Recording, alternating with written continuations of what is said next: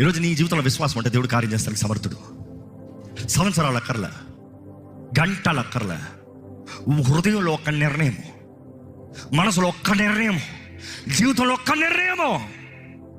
యాకోబు పెనుగులాడాడు దేవుడితో, ఈ రాత్రి నువ్వు నన్ను ఆశీర్వదిస్తానే కానీ నేను విడిచిపెట్టను.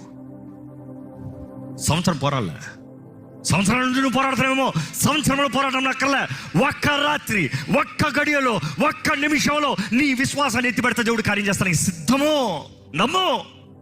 ఈరోజు పరిశుద్ధాత్ముడు సిద్ధంగా ఉన్నాడు. నీలో మంట ఉండాలి. జీవితం వేస్ట్. ఇంకెంతకాలం ఈ పనిమాల జీవితం, ఇంకెంతకాలం ఈ నాశనంలో బ్రతకాలి, ఇంకెంతకాలం ఈ బూడిదలో బ్రతకాలి, ఇంకా నా స్థితి మారాలి, నా జీవితం మారాలి, నా జీవితంలో వెలుగు అనుగ్రహించబడాలి, నా జీవితంలో జయం అనుగ్రహించబడాలి, నా జీవితంలో స్వతంత్రత కావాలి. దేవా నన్ను దర్శించు. ప్రార్థన చేసి చూపిస్తాడు. నీ ఆశ ఎట్లుందో, నీ పట్టుదల ఎట్లుందో. 12 సంవత్సరములుగా రక్తస్రావణ స్త్రీ అంట, 12 సంవత్సరములుగా వేధించబడుతుందంట. 12 సంవత్సరాలు ఆ నొప్పిలో ఉంది, 12 సంవత్సరాలు ఆ వేదనలో ఉంది, 12 సంవత్సరాలు ఆ బలహీనతలో ఉంది, 12 సంవత్సరాలు అపవిత్రాలుగా పిలవబడింది, 12 సంవత్సరాలు మనుషుల మధ్యలో తిరగలేని వ్యక్తిగా ఉంది, 12 సంవత్సరాలు అందరూ చీపో అనే పరిస్థితుల్లో ఉంది.